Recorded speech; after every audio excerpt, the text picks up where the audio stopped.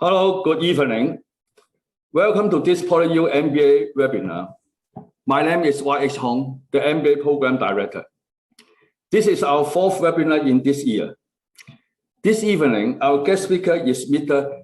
Herbert Yam from Euromonitor International, that is an independent provider of strategic market research. Herbert is a research manager at Euromonitor International with a focus on both the consumer and financial institute research. He has more than 8 years of experience in this industry. Herbert leads a syndicated team of 5 in the Hong Kong office, oversees all 5 vertical research projects for Hong Kong and Taiwan markets. He advises clients across various industries, including the apparel supply chain, beverage, precision cleaning, fast food, consumer health, and consumer finance. Before he joined Euromonitor, he worked as a PE and VC markets data researcher, servicing institutional clients on research work in the Asia-Pacific regions. Herbert is a CFA and FRM charter holder. The topic of Herbert in this evening is retail in transition, capitalization on e-commerce opportunities in China. After the talk, we have a Q&A session. If you have any questions for Herbert, please put them down in the chat room. Ladies and gentlemen, please join me in welcoming our speaker, Mr. Herbert Yam. Please. Thank you, Dr. Hong. And thank you for the introduction. And it's my pleasure to hold this seminar for today. So as Dr. Hong already mentioned, today's topic and the focus will be the how we can capitalize on e-commerce opportunities in China. And in China here, I'm not only focusing on China, the market itself, but also the Greater China region. So namely China, Hong Kong, and Taiwan market. Just a very quick brief background on Euromonitor. We are actually a strategic market research company with 15 offices over the globe.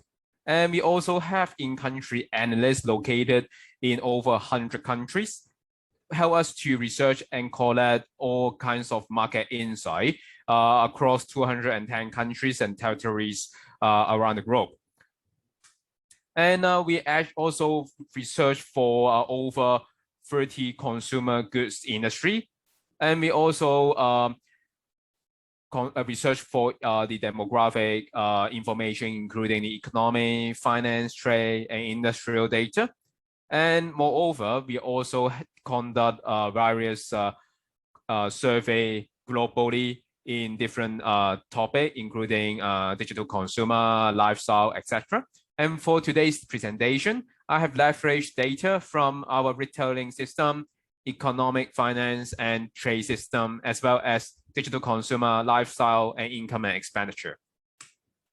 In terms of the survey, we conduct both voice of the consumer as well as voice of the industry survey. So in short, we actually collect both consumer information as well as the industry stakeholders' point of view to strengthen our insight in the market. So let's move on to the retailing landscape in the Greater China region. So when we look at the Greater China region, Hong Kong is surely the market, one of the most well-developed cities, and it is also the market with the highest spending power across APAC. So as you can see on the chart on the left-hand side, I have highlighted several key APAC cities, including Bangkok, Hong Kong, Seoul, Shanghai, Singapore, and Tokyo. So some of them are more developed and some of them are less developed. But no matter which stage this city is, Hong Kong is inevitably the city with the highest spending power, indicated by the consumer expenditure per capita over the historic period. So we are referring to the year 2016 to 2020. So because of the free trade economy, as well as the high proportion of the wealthy population in Hong Kong, that actually helps Hong Kong to retain its competitiveness even during the COVID-19 pandemic period. And of course, Shanghai, as one of the key city in China, you can see that it is also one of the fastest growing market in Greater China region, with a similar CAGR growth rate, which refers to the compound annual growth rate over the historic period. So Shanghai and Bangkok both are leading the key cities growth in APAC. And if we look into the future trend of the Greater China region, you can see that on the chart on the left-hand side, it is showing the mapping of the gross domestic product, the GDP figures of the listed key market in APAC. The bubble size actually represent the size of the GDP of the corresponding market. The y-axis refers to the CAGR growth of each market over the forecast period. So we are seeing from year 2021 to year 2025. The x-axis, we are actually referring to the historic CAGR growth of each market. As we can see, China is obviously the largest market by GDP. However, and it is surprisingly one of the fastest growing market considering its size in the APAC region. So that's the reason why we're actually focusing on the Greater China region today, because China, the largest market in this region, is actually one of the fastest growing and with a significant market size compared to other key market in the region. And as we can see, compared to other market, Taiwan has a larger market size compared to Hong Kong, but that is obvious because the population size as well as the early development that for Taiwan market in 1980s, that actually shapes a really good foundation for Taiwan market. And then for Hong Kong, well, it's relatively small because of its size and population, and its the growth is not as fast as other key market like Indonesia, India, and Vietnam. Well, if you just look at the chart on the left, you might have a question in your mind, like, well, Taiwan and Hong Kong doesn't seem to be attractive to me. I mean, I think China might be the most interesting market that I would like to explore more. However, if we look at the chart on the right-hand side, which shows the average inflation of corresponding market in APAC, you can see that the China's inflation is higher than Hong Kong, and while the Taiwan inflation is the lowest among the three markets in the Greater China region. So what Hong Kong is good at is because of its stability. You can see that the both the historic and the forecast CAGR growth of the forecast average inflation for Hong Kong roughly stays at around 2% level, while Taiwan has a low inflation at a less than 1% in historical period, and a bit slightly faster inflation of 1.3 to 4% in the forecast period. You might ask, why would a stable inflation actually is a plus? I have to say, the more stable the inflation is, then the more steady the business environment is for those markets. So when the business go into this market, they are less concerned on the future fluctuation in terms of their costs. So as you can see, not just Hong Kong, but China, even though associated with slightly higher inflation than Hong Kong, it is also at a quite a stable range between 2 to 3%. So overall, this also explains why the Greater China region is such an attractive market to business across the globe. Is because of its stability, as well as the potential for a fast growth compared to market like Vietnam, which is fast growing, but the inflation is high, or maybe like Thailand, well, yes, it's stable, but still the market size is not so significant. And at the same time, the Hong Kong, Taiwan, and China, the business people there can leverage the talent who can speak Mandarin or English. Then they can transfer the talent within this free market. So it's another plus why people actually focus on the Greater China region. And before we moving on to the later slide, I also want to highlight the retailing and e-commerce landscape of those markets. If we look into a wider scope of the world economy, we can see that Asia Pacific, this region itself, is the largest in terms of market size for the retailing landscape. It is even a much larger market compared to North America, Western Europe, and the fast-growing Middle East market. And because of the travel restriction, I have to say, just a really quick information sharing. Before the travel restriction because of the COVID-19, Asia Pacific is actually the largest market to export their consumption power to other countries. So it also driving other markets like Western Europe or North America to grow. And so during the travel restriction, because all the strong consumption power stays within markets like Hong Kong and China, that also explains why China, so many media and company believes that its recovery speed is relatively fast. And then when we look into the retailing structure of all free market, we can see that if we just looking the Greater China region as a one market, the chart on the left-hand side, you can see that the dark blue color column, which represent the China market share in the Greater China region, it actually is so large that represent over 94% of the market from year 2016 to the year 2020. However, apart from the vast size of Chinese market, you can see that the market of Hong Kong in terms of retailing in 2020 actually shrinks a lot because the tourist spending from mainland China stays within China. And that also explains why the China retailing size keep going up while Hong Kong's retailing size in proportion is going down. For Taiwan, it's relatively stable because for Taiwan, its reliance on tourism spending is relatively less compared to Hong Kong. And when we talk about the COVID-19 pandemic, e-commerce is a really common terms that will appear in all kinds of news and financial analysis because of the travel restriction. We cannot travel and we have to stay home more often because of the social distancing measure.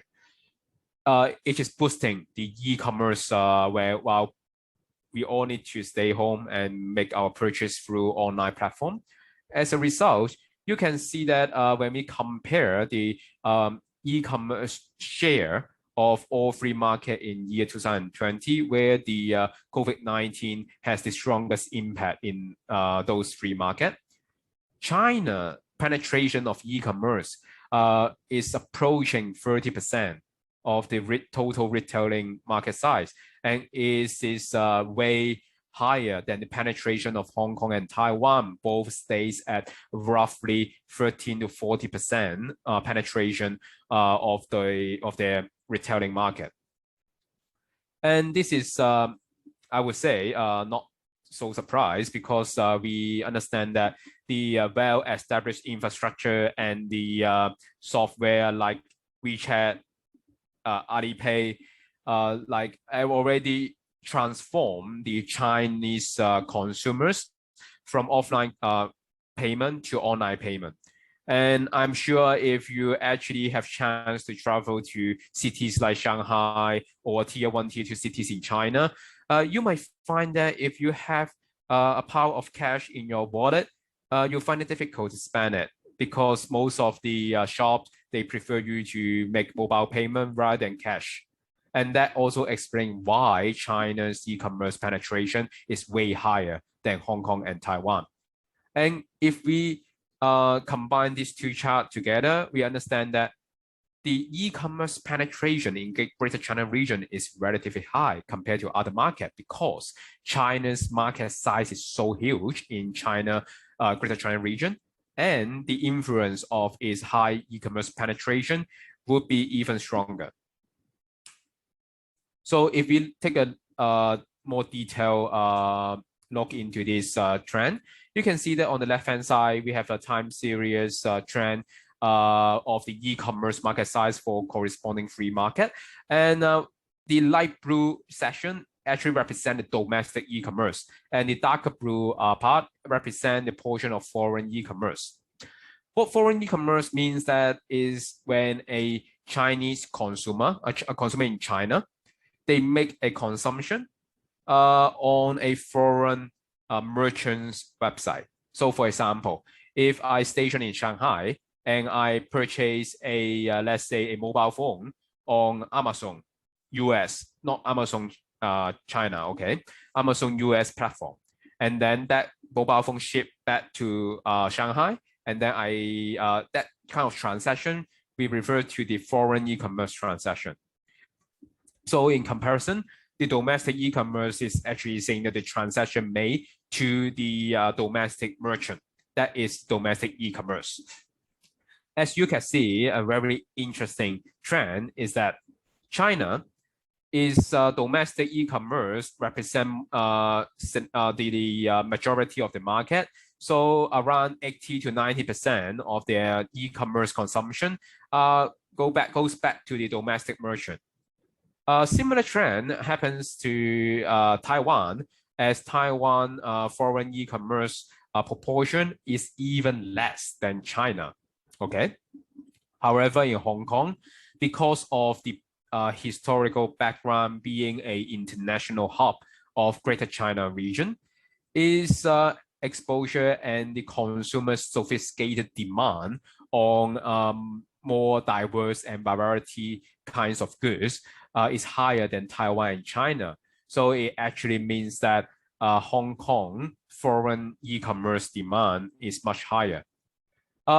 If we look into another angle, that also explains that because the domestic manufacturing capabilities in Hong Kong is relatively weaker compared to Taiwan and China. So the Chinese brand and Taiwanese brand actually have a stronger capability to build their own brand and supply chain rather than selling foreign brand stuff as a pure retailer. And that also potentially explain why the Chinese and the Taiwan market has a stronger domestic e-commerce because their product variety are much stronger than Hong Kong in terms of the domestic brand. And then if we look into the chart on the right-hand side, if we just focus on the year in 2020 and understand what kind of product dominates each market's e-commerce market, you can see that for China, Hong Kong, and Taiwan, personal accessories and eyewear, actually, the personal accessory and eyewear is the top segment of the column. So actually, I will provide more details later because the legend, I don't have the enough space to show the largest portion. However, we can see that there's something similar in all three markets. The first thing is consumer electronics e-commerce is which is the purple pink color, is representing a really significant portion of e-commerce size for all three markets. And then followed by food and drink, media product e-commerce. Media product e-commerce is something like the digital streaming or the music content you can actually purchase online. And they are actually representing a really significant portion of each market's e-commerce landscape. However, there's a free product category in particular shows different trend. They are beauty and personal care e-commerce, the consumer health e-commerce, as well as the consumer appliances e-commerce. You can see that in Hong Kong, these three segments are representing a much lower portion compared to Taiwan and China. That actually represents maybe the exposure of those brands is not as rich as in China and Taiwan. And also that can also explain that explained by the number of outlet or how easy for a consumer to go to those stores to purchase stuff. For example, consumer appliances, maybe because of the strong retailing network of Fortress and Broadway, actually encourage people to go to the store and try the product, or at least look at see the physical product before purchasing. However, for Taiwan and China, it's not as easy for them to travel to the nearest consumer appliance store to try the product physically. And I will explain all those consumer behavior trend later on in the next session. So now we understand more details in terms of the retailing and e-commerce landscape for the three key markets in the Greater China region. Now, I'm going to explain what has been changed in terms of consumer shopping behaviors and where the behaviors are changing too. Just a quick highlight here. We understand that the work from home initiative is obviously what driving the change in consumer behavior in all three markets. So based on the Euromonitor's global lifestyle survey, I've highlighted three figures corresponding to three markets. The first one is 47.8% of China respondents actually work from home at least once per month in 2021. So a 4.3% increase compared to last year. Similarly, Hong Kong, there's a 6.5% increment in terms of these figures, which recorded 54.9% in 2021. That's fair because when consumer try work from home and they find it out it worked, and in the company side they find it out that the productivity doesn't have a strong adverse impact, then they are happy to allow their employee to work from home more often. However, in Taiwan, this figure in 2021 actually recorded a 6.7% decline compared to 2020. And the 35.1% is also the lowest figure among all three markets. The reason is because, firstly, Taiwan's COVID situation is much more mild compared to Hong Kong and China. And of course, if we just see the situation in the past 2 months, this is another story. However, one thing I want to highlight is even for now, Taiwan's COVID situation is getting controlled. And of course, it could be have another spike in the future. I'm not sure. However, looking into the current situation, it's highly likely for the Taiwan economy to remain stable over the rest of the 2021. So this also explains why the work from home demand are not as high as China and Hong Kong. And if we look, before we jump into those three markets in more details, if we look how COVID actually disturbed the world's industry, we can see that the chart on the top of the slide, it represents the digital purchase by category in 2020. And then this is a result from lifestyle survey. We can see that compared to the beginning of 2020, which is a pre-COVID period, and March-April period of 2020, which is during the COVID period, as well as the beginning of 2021, we can see that the digital purchase of travel, food service, takeaway, delivery, as well as beauty, health, personal care, apparel, personal accessory, as well as consumer electronics and appliances, they are showing a similar trend, which is the 2021 digital purchase percentage are higher than 2020 before the COVID time. while the March and April time, which is in the middle of the COVID, has the strongest percentage of digital purchase. So we actually understand that in terms of digital purchase, it seems like the sharp growth actually declined a little bit in the beginning of 2021. That could be because the consumer are getting used to the COVID. So they are less worried and less demand on frequent online shopping. They are getting used to the regular purchase behavior during the COVID time. However, this doesn't mean that in the longer term future, the digital purchase percentage will return to the pre-COVID time. And we will explore that more in the later slide. And then if we look into more details, we look into the two chart on the bottom of the slide, we can see that the one on the left actually shows the purchase made by mobile phone, and the chart on the right actually shows the purchase made by computer or tablet. So the key message is we can see that the growth of purchase made by mobile phone surged up significantly during the COVID, which is indicated by the yellow column. And then the surge up in terms of purchase made by computer or tablet are not as significant as mobile phone in 2020.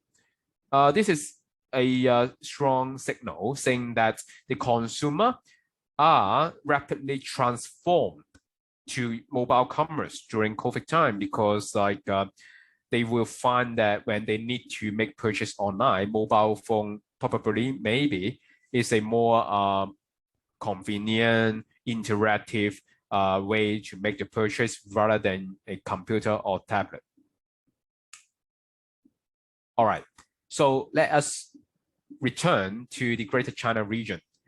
In this slide, I have highlighted 6 product categories, including apparel and footwear, beauty and personal care, consumer appliances, consumer electronics, groceries, home care, and hygiene for those 3 markets.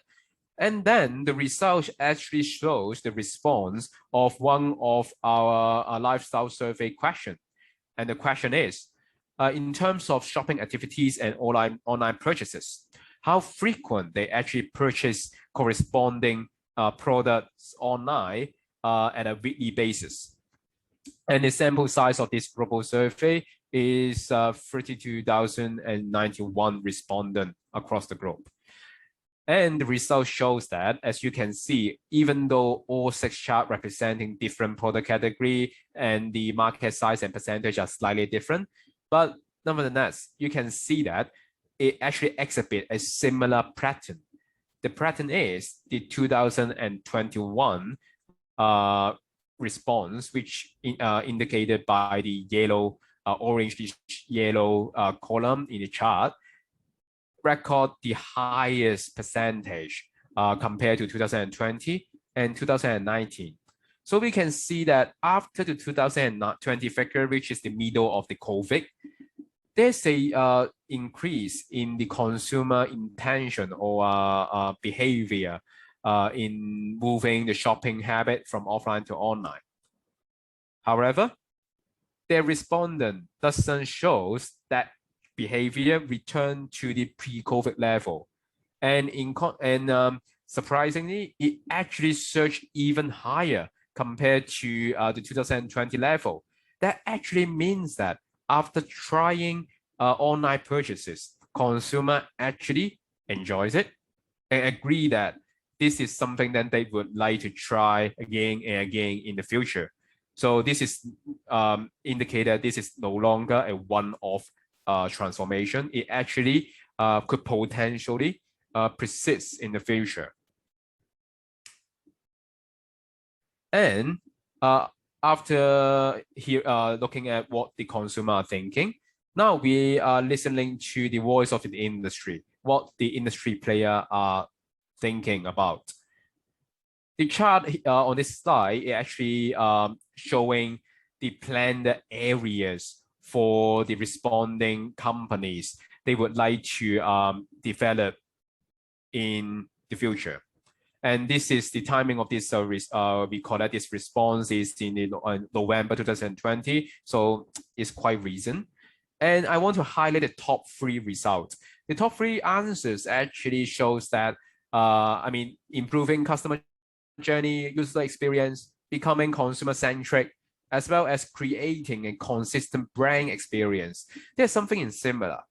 The similar thing is they want to enhance the experience the brand could offer to consumer. And they want, then the second answer saying that becoming consumer-centric is they want the experience or the journey be more consumer-specific.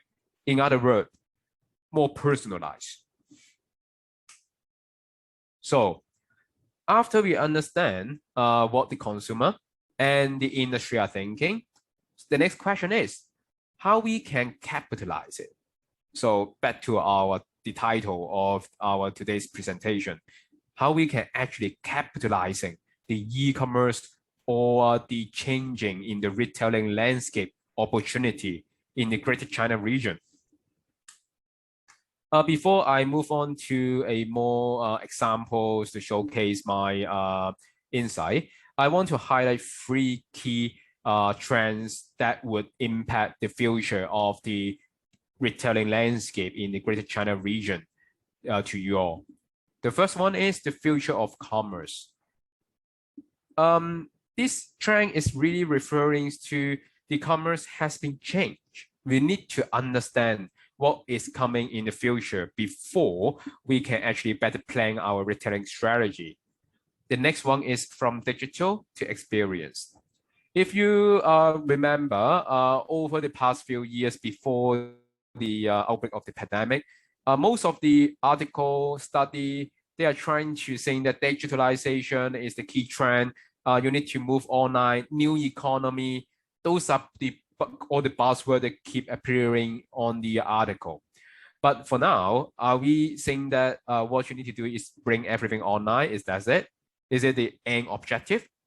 And as what the Voice of Industry survey I showed you just now has been indicated, there's something to do with the experience. So if what we can do to link the digitalization and experience together, that is the second trend. The third trend is the era of food on demand. Even though this trend I'm saying is about food, but this is not entirely relevant to food only. It also relevant to other retailing landscape. And I will elaborate more in later sessions. So the future of commerce, as I mentioned, all the key players are aiming on future. They know what already happened has happened. They are not going to invest money to the past. They want to invest their money into the future. But if they need to invest in the future, they need to know what the industry are evolving and moving towards to. Otherwise, they cannot just invest in a fortune teller. They need to invest to something tangible. However, I hope there's a player that have unlimited money. But the reality is, most of the company, they has a set of budget that constrain the amount they can invest. So for each investment, they have to be really, really careful on which area they shall invest. And well, unfortunately, for all the key trend, digitalization, for going virtual, they are all heavy investment. And that is the key message for this trend. Where shall we invest and what the industry are moving towards? The example I want to show you on this slide, Pinduoduo and the Meituan Youxuan. I believe these 2 names is not something new to you all. If it is, then I can give you some bit of brief background. So Pinduoduo is like a community group buying platform that can allow all the users to group their orders together and earn more discount. And for Meituan is actually a ordering platform especially for food ordering, for ticketing, for travel. So it's simply an all online ordering platform for all the service and product that Meituan actually offers. But Meituan Youxuan actually is a new business line they recently found and launched and expand to offer a retail delivery or grocery delivery solution to people in China. The reason why I actually highlight these two examples is because the community group buying culture and the hyperlocal delivery capability is growing and expanding in China. Because of the COVID, some city or some provinces in China, they have a strict lockdown measure, and most recently in Guangdong provinces, because of the spike in the COVID cases, they need to act swiftly and implement the lockdown restriction again. And during that strict lockdown restriction, each of the residents, they cannot go out of the district and make their own purchases. And because of the lockdown, they also affect some of the people's income stream because they might need to stop working. The company might not be able to pay them if they don't work. So they actually need an affordable and convenient choice to sustain their daily activities. So Pinduoduo, which is a perfect platform for them to, with the whole building has been locked down, the people in the building can join together and make a bigger order to gain a more discounted offer for each of their order.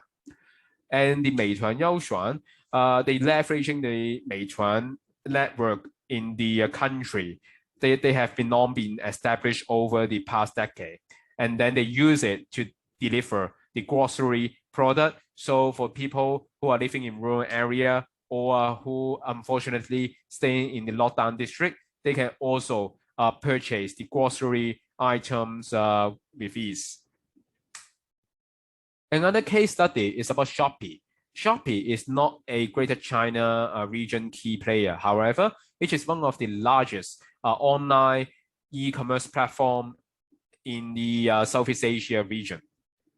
The reason why I want to highlight it is because it has a one-stop solution for you to do all kinds of e-commerce purchases. And more recently, they have found a platform called Shopee Live. So in short, they just infuse the live streaming capability in their platform. And the live streaming is not just like the TikTok or the 17. They are not just a platform for the live streamers to do their own program, but it's also a platform for merchants to do their live streaming e-commerce event. So it's like the Double 11 festival for Alibaba, for Taobao. They are trying to replicate this model, and this model actually gained loads of traction because market like Philippines, Indonesia, they are really stick to the live streaming culture, and they actually have gained quite a significant market share through using this live streaming e-commerce model in the region. And not something new, but I have to highlight that the Tmore, one of the most iconic e-commerce platform in Greater China region, the last year's Double 11 festival, they have a record-breaking transaction over last year, and it actually over 30% of connected consumer. Connected consumer, it actually refers to the consumer who have the digital connectivity to participate this kind of event. Over 30% of them in China reported using live stream. So the live stream trend is keep booming in the Greater China region. And it is 3 times the proportion among connected consumer in the US and the UK. So even though the US and the UK are keep growing in this kind of trend, but still the Greater China region penetration of live streaming e-commerce are much higher in the region. And then last but not least, there's a $6 million accounted for live streaming sales just during the Double 11 festival. So that is a huge e-commerce chances. And so in the Greater China region, live streaming e-commerce is something that shaping the future of e-commerce because it actually have no restriction in terms of geographic location and time for you to do all the purchasing activities. And just one additional slide for this trend is the seamless payment in China. I'm sure that QR code is nothing new to the Greater China region, because especially in China is the dominating payment method for digital wallet. However, that's it? Like 100% penetration and end of story? I will tell you that NFC is also growing in China. As you can see, the picture I show you on the left, the Xiaomi, the leading technology wearable companies in China, they are actually developing the NFC function in their wristband.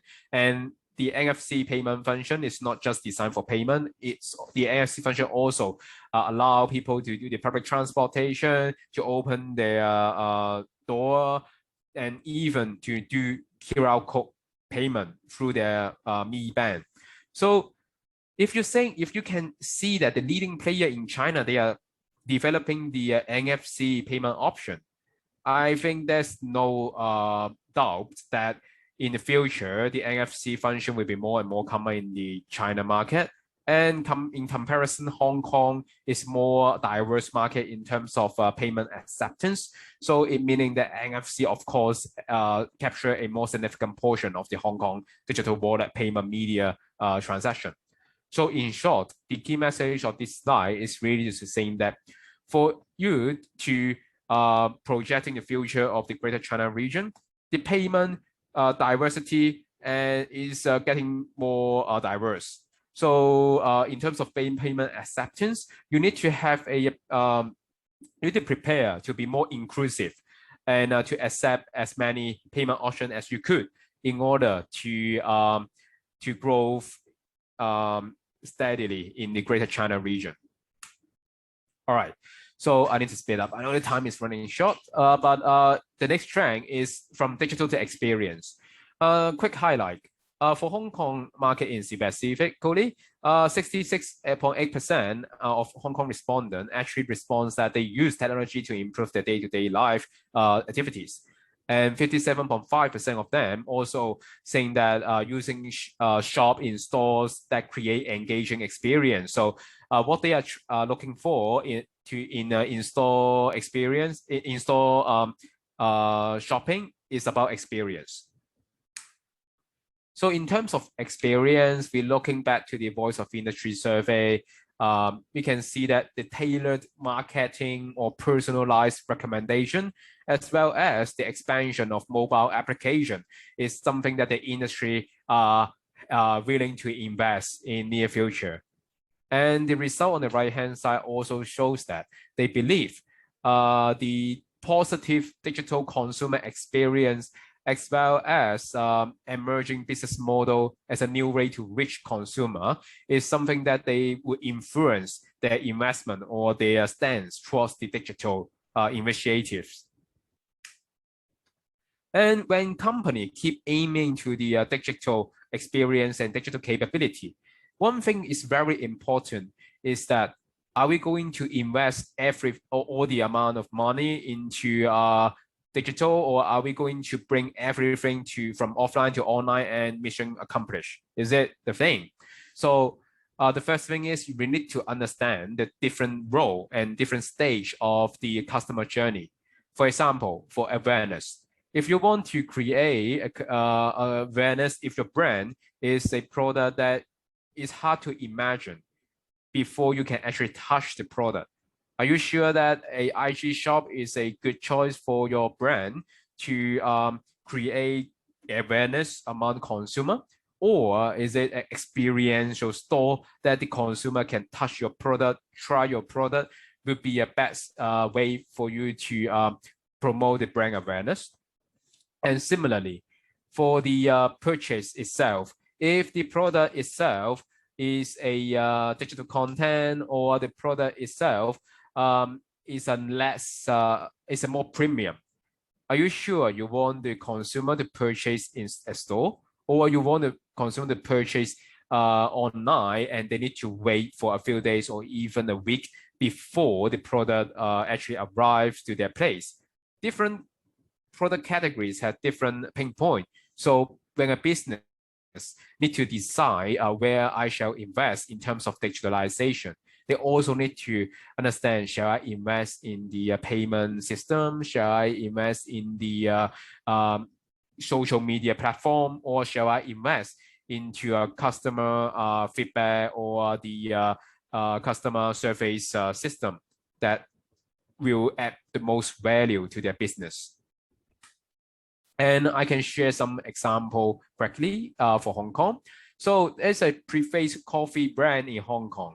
Apart from being a normal coffee shop in Hong Kong, they also leverage the AI technology the company has to incorporate weather information as well as the shop space per customers at that moment to their machine and barista for them to brew the best coffee quality. And they also hold different kinds of workshops. So not just saying that we are high-tech coffee, they are actually engaging their consumers, not just between barista and the consumer themselves, but also they want to bring them into their coffee community by holding regular workshops to educate different kinds of coffee knowledge and stay connected with them. Another example I want to show is the Touch and Go coffee in Japan. Sorry, there's a Hong Kong, but it actually is a Tokyo example. So what it does is it actually has a mobile phone apps allow the consumer to choose what they want to have as a RTD coffee. They can choose, is it a low-fat latte? Is it a black coffee? I want more sugar. I want less milk.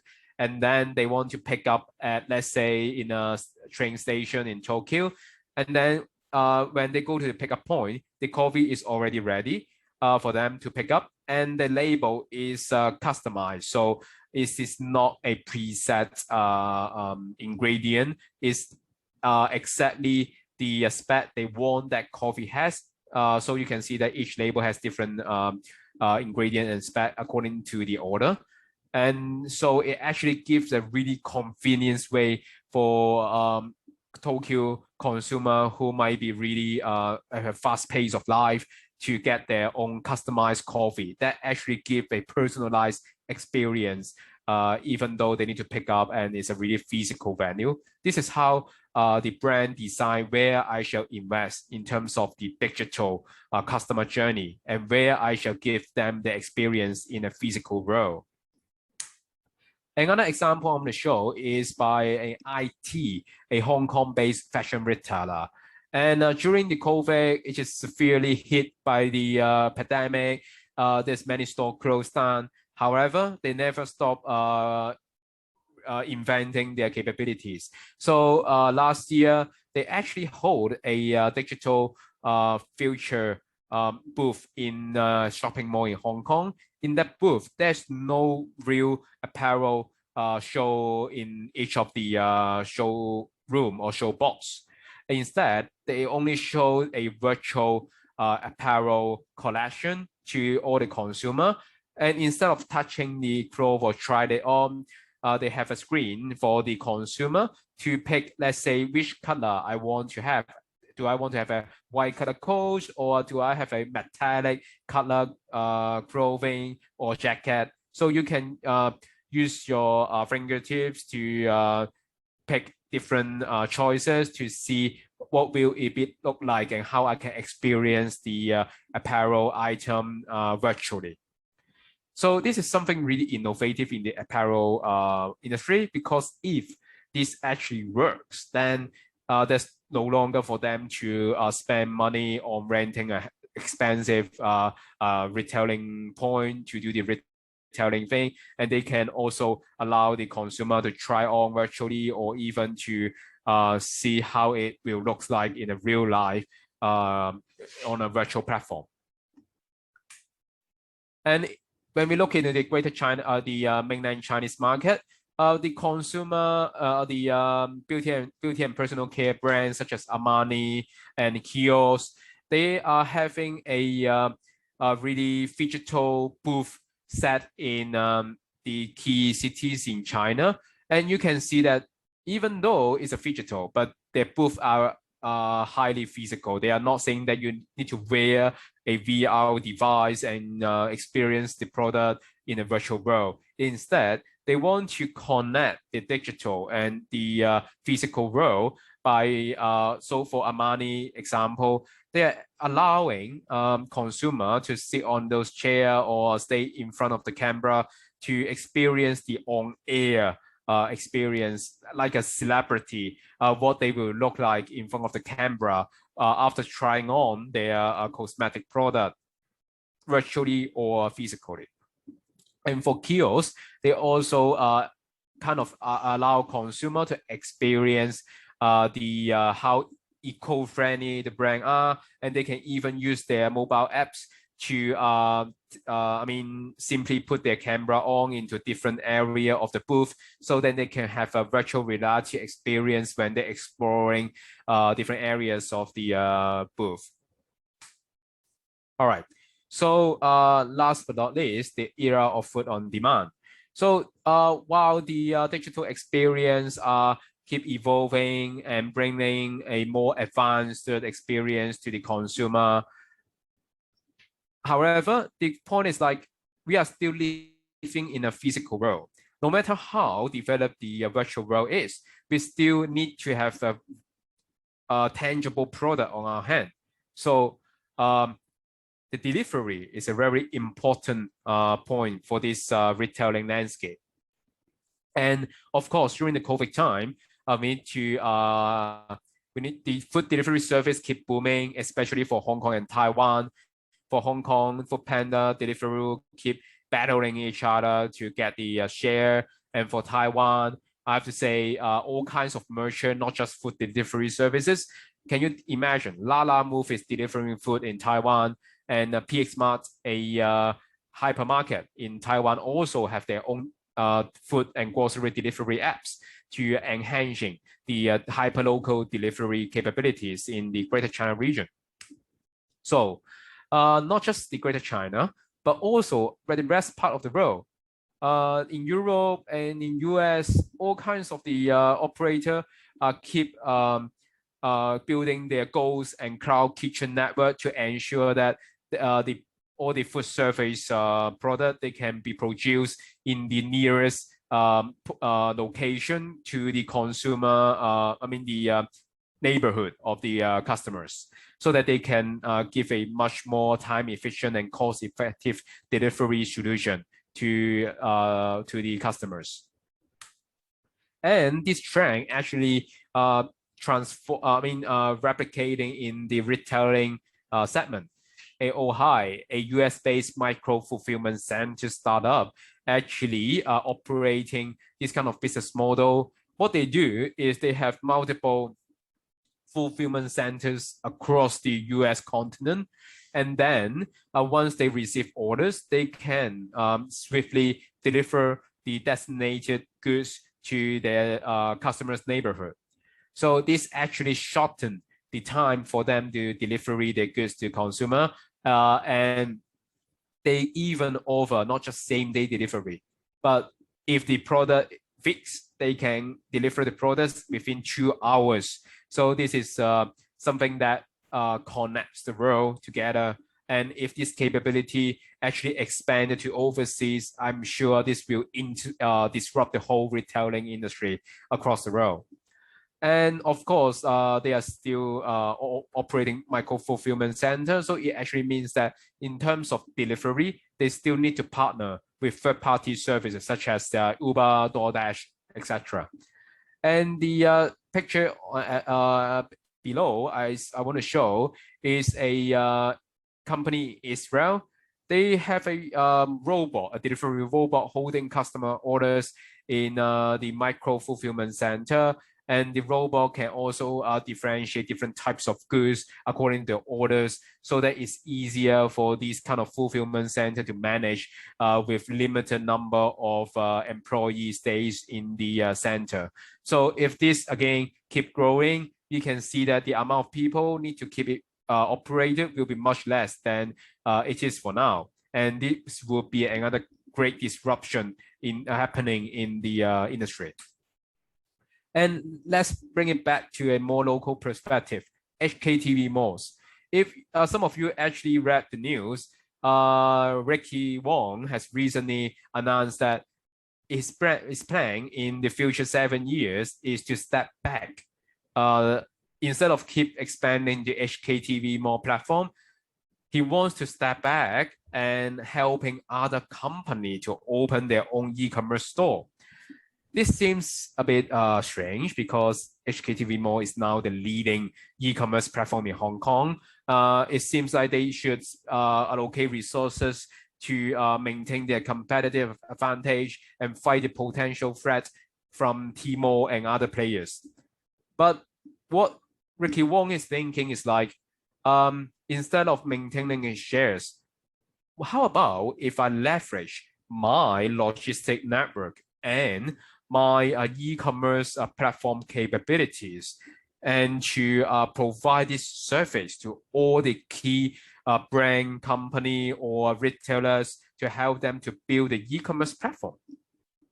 With this business model, all the brand company, they don't need to invest so heavy to establish their own e-commerce platform as well as logistic capabilities. What they need to do is to share the profit with Ricky Wong's company. For example, 15% profit margin will be goes to HKTV Mall, and then HKTV Mall will help them to build the platform, keep the backend system running, and even to provide the logistics service to those players.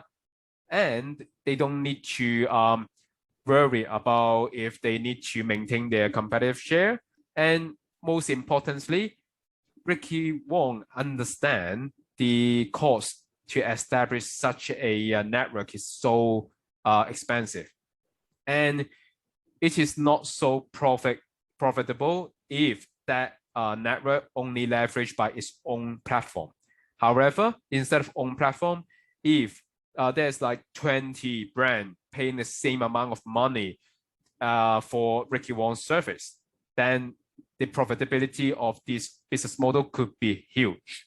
So in short, what this example is showing that is in the future, maybe opening a own e-shops is not the something that will disrupt the industry. However, providing a well-established backend capabilities to facilitate the e-shop operators could be a much more larger potential in terms of businesses.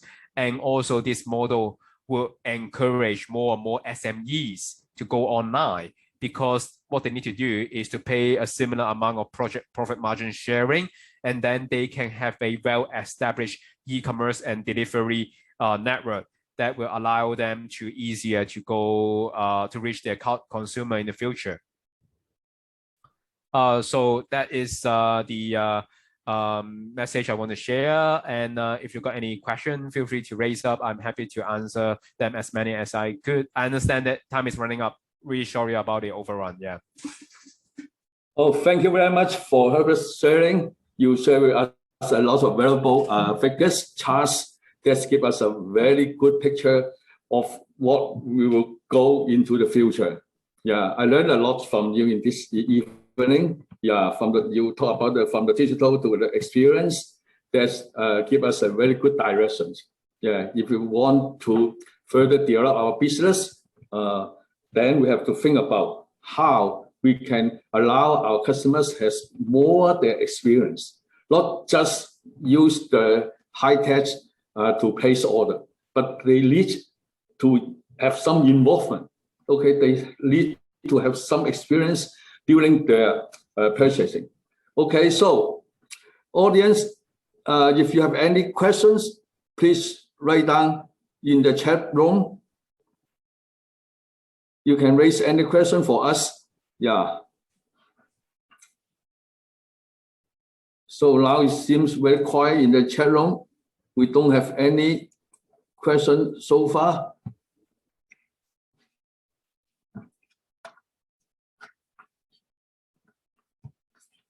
So please raise your questions if you want to ask any questions regarding the topics in this evening? Yeah. I think this is a great talk. It gives me a very clear picture. What should we do if we want to go further step after the post COVID-19? It seems we cannot just stay on the digital. We have to think about from digital to experience. Okay, bringing digital experience closer to the physical world, and also we also have to develop more different business model, the innovative business model that we can save our cost of the infrastructure, and we can also save our running cost. Okay, so say for example, you just told us about the story of the ghost kitchen. I think this is a great story. Yeah. So the small enterprise, okay, they can share the kitchen together in the same place with the same equipment. That means they can save their capacity. However, they can open their own market segment.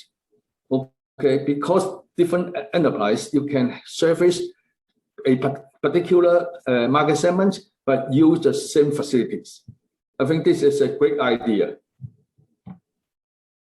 Yep, exactly. I also want to add a point like this trend is not only interrupting the Greater China region, but also the Asian market, which is really diverse. And because of course, if you stay in Hong Kong, maybe it's not easy to understand. But for market like China, Indonesia, Malaysia, they actually have so many space in around the capital city or around the tier 2 cities. So it's just a very good condition for them to set up different kinds of business that will require a significant amount of space. And at the same time, it could also help them to save their operating costs. So this would be a really not just one-off trend, but it's quite a sustainable trend in the future. Yes, definitely. Yeah. And I think for many different business, they have to consider go to digital, sell online now. For example, Sasa, okay, they are starting their online platform in this month. Yeah. And I do believe they have under great pressure because their competitor, what's the name? They just have their online business last year, and it seems they are running very well. Yeah. So after less than 1 year operations, their sales going up crazy. So it forced Sasa have to follow their competitor. Yeah. In this case, if any industry, they have a starter, okay, to do something new online, then their competitors have to follow. There's no way. So in the future, digital transformation cannot escape from our business. We have to consider right now. So it seems we're still very quiet in our chat room. So if you don't want to write on the chat room, you can just turn on your mic and ask your questions. Please, this is a very good opportunity for us to learn something from an expert. Yeah, the market research is very unique expertise.